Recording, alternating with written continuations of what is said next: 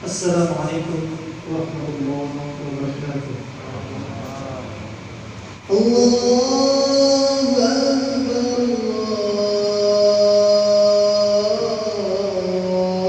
Allahu Akbar, La ilaha illallah.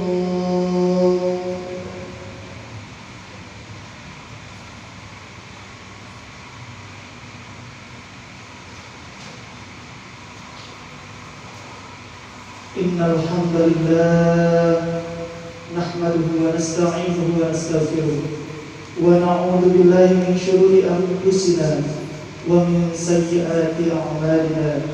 May yahdihillahu fala mudilla lahu wa may yudlilhu fala hadiya lahu.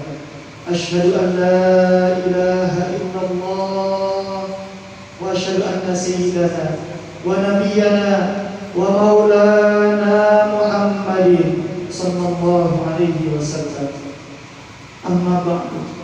Faqad qala Allah Ta'ala fi kitabihil karim wa huwa asdaqul qailin. A'udzu billahi minasy syaithanir rajim. Ya ayyuhan nas ittaqullaha haqqa tuqatih wa la tamutunna illa wa antum muslimun. Al-ayat. Sadaqallahul azim. Wassalatu rasulun nabiyul karim wa nahnu ala dhalika minasyahidin wa syakirin walhamdulillahi rabbil alamin. Jemaah Jumat yang dirahmati Allah, kita bersyukur kehadirat Allah Subhanahu wa taala. Sampai detik ini Allah Subhanahu wa taala masih memberikan kita nikmat sehat walafiat, nikmat panjang umur, nikmat iman dan Islam.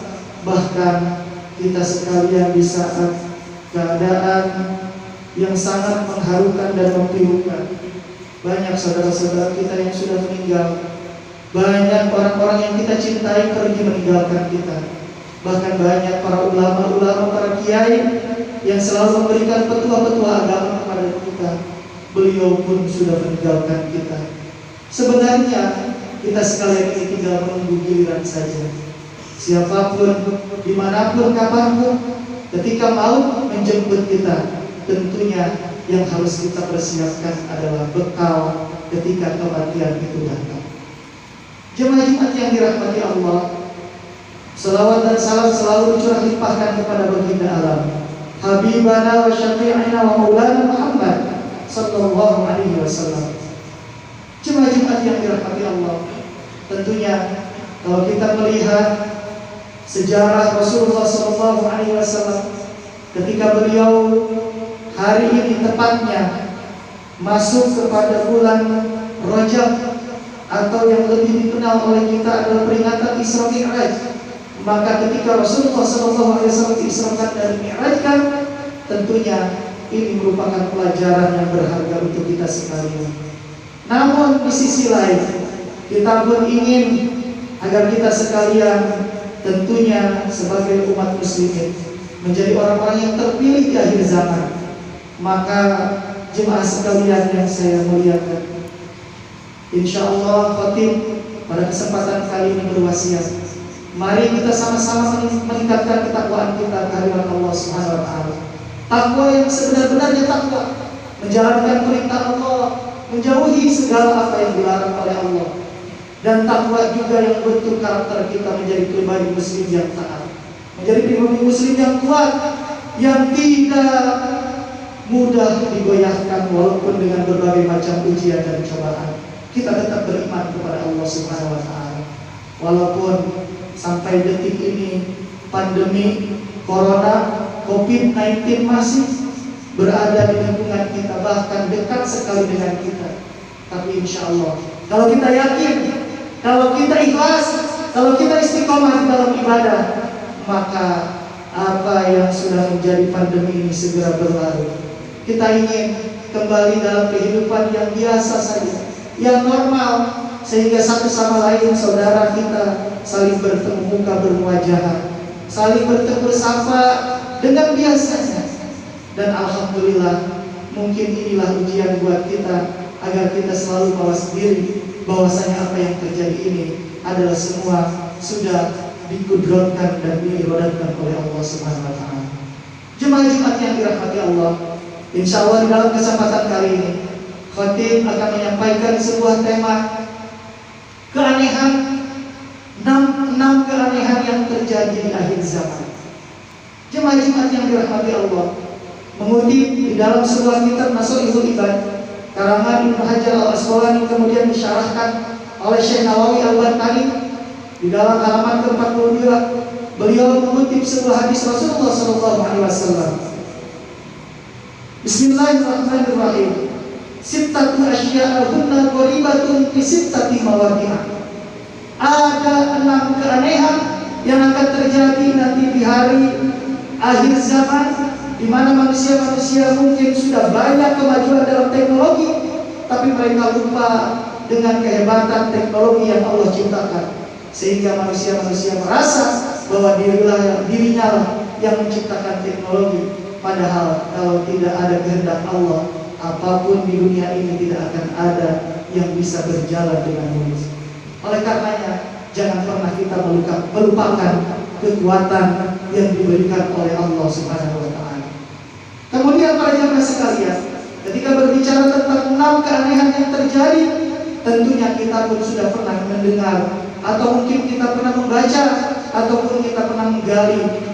Maka marilah kita sama-sama perhatikan apa yang dikutip oleh Syekh Nawawi Al-Bantani di dalam kitabnya.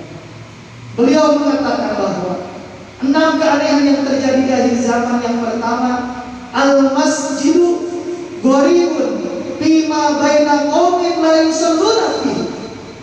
Masjid akan menjadi aneh apabila berada di pemukiman atau di perumahan yang orangnya tidak mau sholat di dalam masjid. Bayangkan para jamaah sekalian, ada masjid yang megah, dibangun sampai 2 lantai, sehingga semua ornamennya, kemudian semua ukirannya bagus sekali, mahal-mahal, termasuk lampunya dan lain sebagainya, pintunya pun mahal. Namun masjid tersebut sangat diherankan apabila dibangun di pemukiman orang-orang yang tidak mau sholat. Maka kata Rasulullah, apabila ini sudah terjadi, berarti kiamat pun sebentar lagi di depan mata. Lalu kemudian jemaah sekalian, keanehan yang kedua adalah al-mushafu gharibun fi manzili qaumin la yaqra'una fi. Keanehan yang kedua adalah apabila ada Al-Quran, kita datang beli ke toko Al-Quran, ke toko kitab, lalu kemudian kita pilih Al-Quran cetakan yang terbaru, covernya pun, jilidnya pun sangat bagus sekali, sangat indah. Namun Quran tersebut tidak pernah kita baca dari semenjak kita beli, sampai akhirnya Quran hanya menjadi pajangan saja di rumah kita. Maka itu pun menjadi aneh apabila ada Quran tinggal atau berada di rumah kita, namun kita tidak mau membacanya, apalagi mentadaburi maknanya ataupun mengamalkan isi kandungannya. Bacanya pun tidak mau. Maka ini menjadi aneh. Kalau sudah seperti ini, maka apa yang akan menjadi pedoman kita kalau Qurannya hanya sebagai pajangan saja?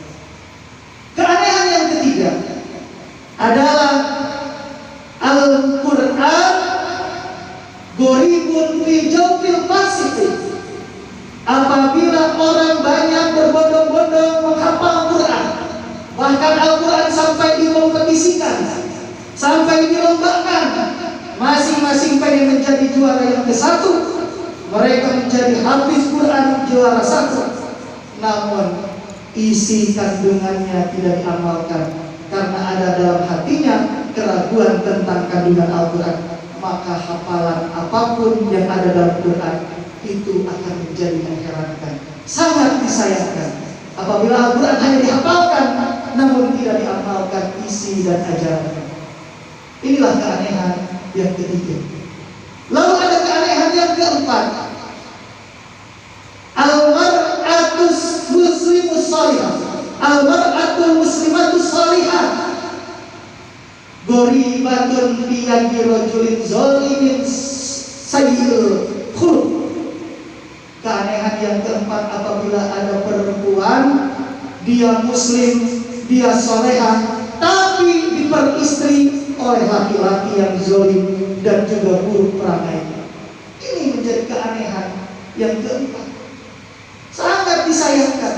Harusnya seorang perempuan muslimah yang solehah mendapatkan suaminya juga yang soleh dan juga tekun ibadahnya, tetapi justru dia malah memilih laki-laki yang tidak soleh dikarenakan hartanya banyak, dikarenakan jabatannya tinggi, dikarenakan keturunannya yang hebat, yang bangsawan.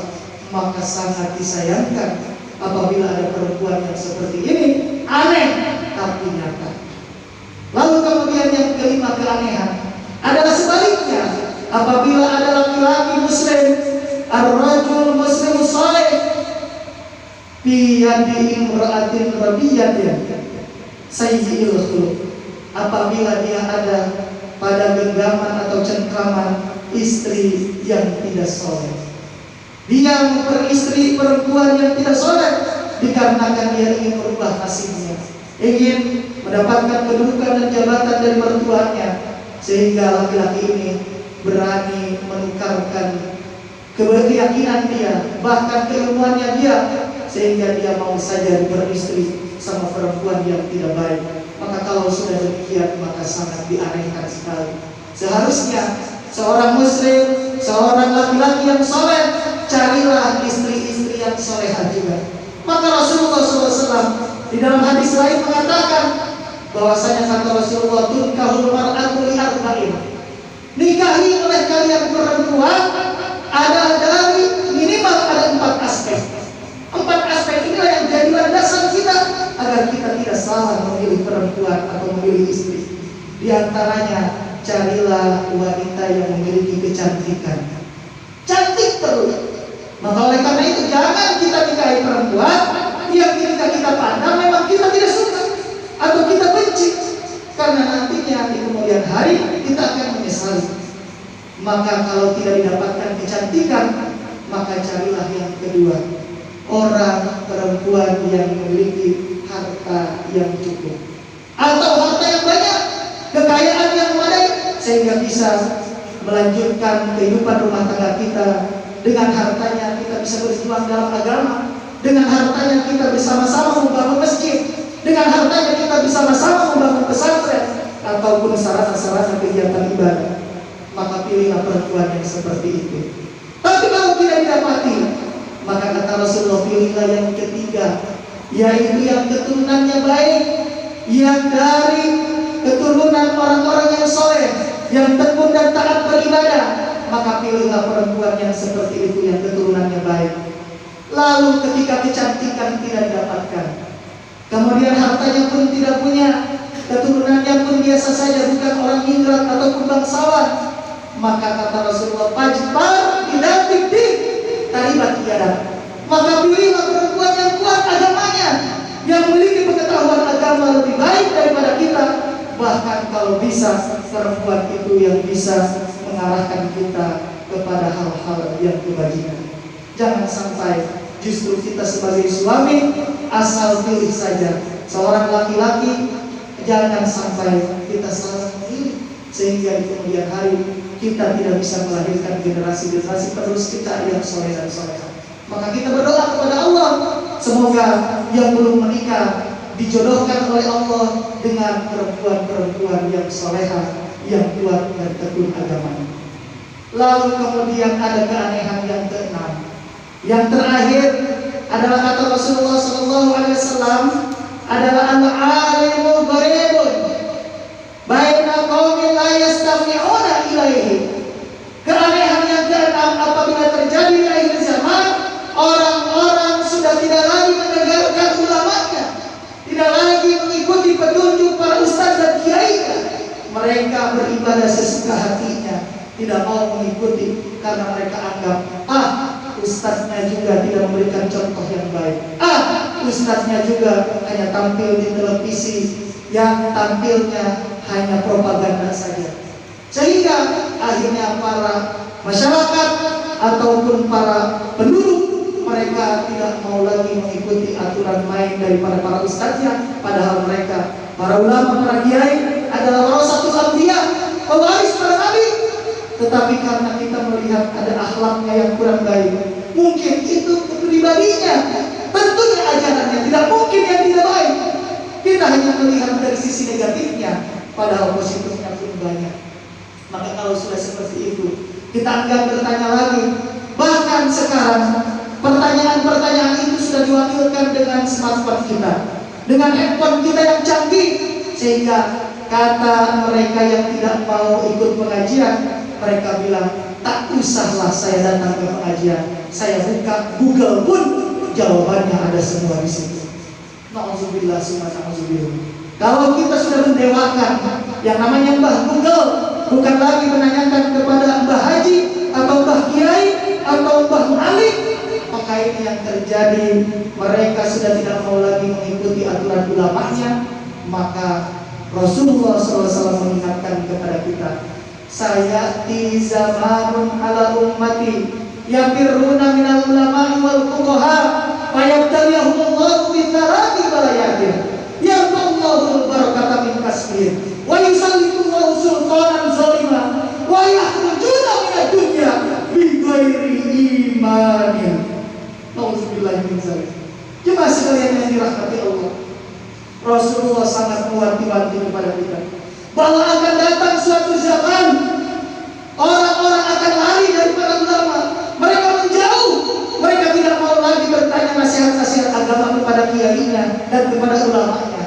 Lalu kalau sudah terjadi demikian, mereka ibadah sesuka hatinya, sesuai petunjuk-petunjuk mungkin dari koran ataupun dari sarana elektronik dan lain sebagainya, sehingga tidak mau lagi bertanya kepada kiainya. Entah apa yang mereka rasakan, ataukah mereka memang takut kepada kiainya, atau memang mereka sudah tidak mengindahkan dan memuliakan lagi kepada guru-gurunya. Maka yang terjadi, Allah akan berikan kita 3 cobaan. Yang cobaan ini tiga-tiganya sangat dahsyat. Yang pertama adalah yarfa'ullahul barakata min kasbihim. Maka usaha yang kita lakukan akan berkurang berkahnya, bahkan akan hilang keberkahannya. Dari pagi kita bangun, kemudian kita berniat, ya Allah, aku ini akan mencari nafkah, aku ini akan bekerja, masuk ke kantor, masuk ke tempat-tempat lembaga-lembaga di mana kita bekerja. Lalu kemudian yang dihasilkan per bulan kita dapat gaji, namun gaji itu ternyata ketika kita hitung minus berkurang dan berkurang. Tidak ada sedikit pun kalimat bersyukur dari kita. Alhamdulillah ya Allah, tahun kemarin gaji saya 500.000, hari ini gaji saya jadi 600.000. Tidak pernah kita bersyukur ketika bertambah walaupun 100.000, tetapi justru kita malah kurang dan kurang. Maka berarti keberkahan rezeki kita oleh Allah mulai dicabut apabila kita sudah tidak mau lagi memuliakan para kiai dan ulama kita. Yang kedua, wa yusallitullahu sultanan zalima. Apabila kita sudah merasa diri kita hebat pandai, sehingga kita tidak mau lagi bertanya kepada kiai, kepada ulama guru kita, maka apa yang terjadi? Kita akan dipimpin oleh pemimpin-pemimpin yang zalim, pemimpin yang menindas rakyatnya, pemimpin hanya mementingkan kepentingan pribadi dan golongannya, pemimpin yang hanya mementingkan jabatannya saja, tidak peduli masyarakatnya, apakah mereka sejahtera, apakah mereka itu hidup dengan senang. Malah sebaliknya yang terjadi dimanfaatkan. Ketika musim pandemi seperti ini pun dimanfaatkan juga. Harusnya masyarakat mendapatkan bantuan yang sesuai, namun ada saja oknum-oknum yang mereka itu seolah-olah tidak mau melihat masyarakatnya bahagia. Kemudian yang ketiga yang paling berbahaya, kata Rasulullah, apabila kita sudah jauh dari para ulama, tidak lagi mendengarkan nasihat-nasihatnya, ataupun kita sudah ditinggalkan oleh para ulama kita. Subhanallah, ma'asyiral muslimin, jemaah Jumat yang dirahmati Allah, 2020 sampai 2021 ini hampir 300 ulama dan kiai kita meninggal dunia. Bahkan kesedihan yang kita rasakan hari ini belum saja itu selesai, saudara-saudara kita banyak yang meninggal. Mereka terkena longsor, terkena banjir, terkena bencana-bencana alam yang lain. Apakah itu tidak menjadi pelajaran buat kita? Bahwasanya di saat seperti ini yang harus kita lakukan adalah selamatkan diri kita dan keluarga. Karena dengan corona ini akan membentuk karakter-karakter orang yang mereka itu takut terhadap corona bukan takut kepada Allah. Takut terhadap COVID-19 daripada kepada Allah. Bahkan di kampung-kampung tidak jarang ada orang yang bunuh diri gara-gara takut dengan corona. Nauzubillah, summa nauzubillah. Maka kata Rasulullah, bahaya yang terakhir adalah wa yakhrujuna minad dunya bi ghairi imanin. Kalau orang sudah takut kepada makhluk Allah, dia tidak takut lagi kepada Allah, maka mereka meninggalnya ada dalam tidak membawa iman dan Islam. Nauzubillah, summa nauzubillah. A'udzubillahi minasyaitonir rajim. Bismillahirrahmanirrahim.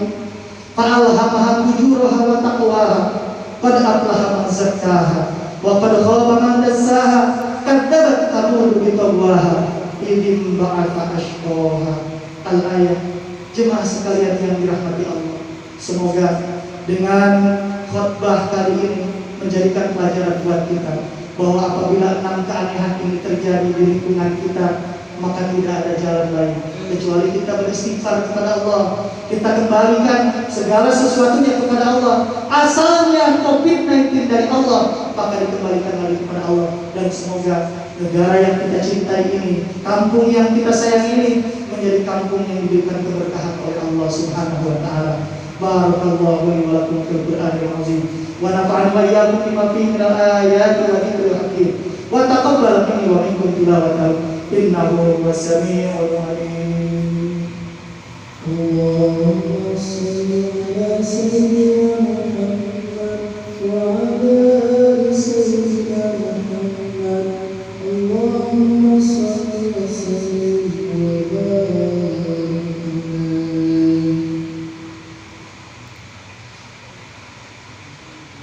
Alhamdulillah, alhamdulillahi wahdah, wassalatu wassalamu ala rasulillah sayyidina wa maulana Muhammad ibn Abdillah wa ala alihi wa sahbihi wa mawala la nabiyya ba'da. Amma ba'du, fa ya ayyuhan nas ittaqullaha haqqa tuqatih wa la tamutunna illa wa antum muslimun. Wa qala an-nabiy sallallahu alaihi wasallam, man fariha bi dukhuli Ramadan harramallahu jasadahu 'ala an-niran. Wa alamu anna Allah ta'ala shalla 'ala nabiyyi qadima wa lam yazal qa'iman amima. Inna Allah wa malaikatahu yusalluna 'alan nabiy ya ayyuhalladzina amanu sallu 'alaihi wa sallimu taslima. Allahumma shalli 'ala sayyidina Muhammad wa 'ala alihi wa sahbihi wa tabi'ina bi ihsan ila yaumil qiyamah wa tabi'ina bi ihsan ila yaumil ajma'in. Amin ya rabbal alamin. Allahumma ighfir lil mu'minina wal mu'minat wal muslimina wal muslimat al ahya'i minhum wal amwat innaka sami'un qaribun mujibud da'wat wa ya qadiyal hajat. Allahumma ighfir lana dhunubana wa kaffir 'anna sayyi'atina wa tawaffana ma'al abrar ya aziz ya ghaffar ya rabbal alamin. Allahumma rabbana atina fid dunya hasanah wa fil akhirati hasanah